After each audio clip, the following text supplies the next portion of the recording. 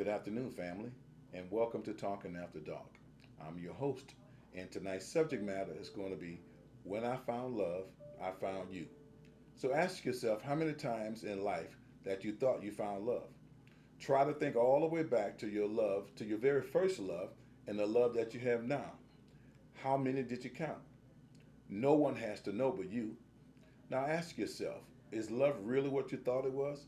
And how has your understanding of your love language made you a better person to be able to see the love that you want and need if it confronted you?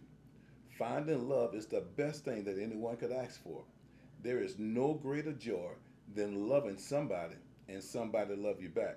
Now that's a little hint, a little version from Teddy Pendergrass about um, loving somebody and somebody loving you back. I know you guys are very familiar with that. So even if you had to refer to the song for some further content, you're already very aware of what it means to love somebody and somebody love you back.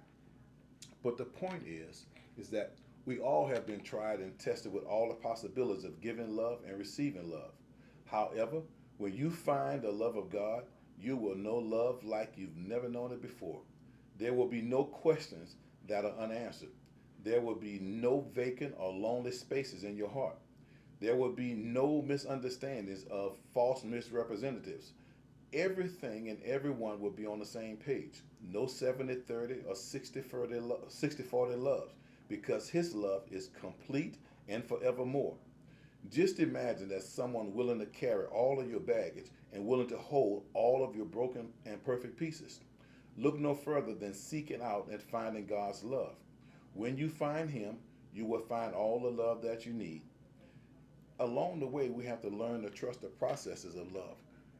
We have to almost lead to another understanding because our understanding of love as we communicated with someone quite different than ourselves, it's not convoluted, but it is to a degree that we have to understand, be more of a listener so that we can understand who our audience is, what we're talking about, what we want from each other, what we need from each other, and be able to have that conversation and dialogue with each other about how we're going to trust this process of love.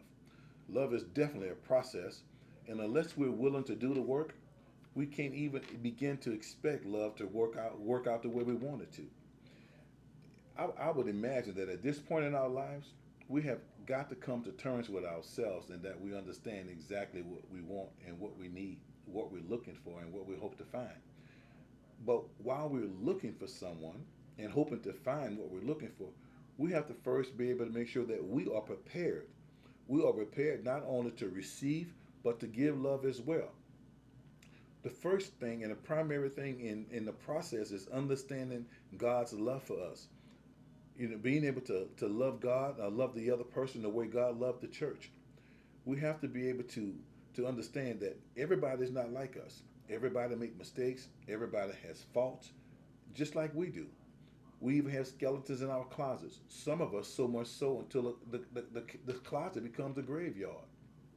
But listen, at the end of the day, everybody needs love. Everybody desires love. But are you willing? Are you willing to give of yourself to receive the love that you're looking for?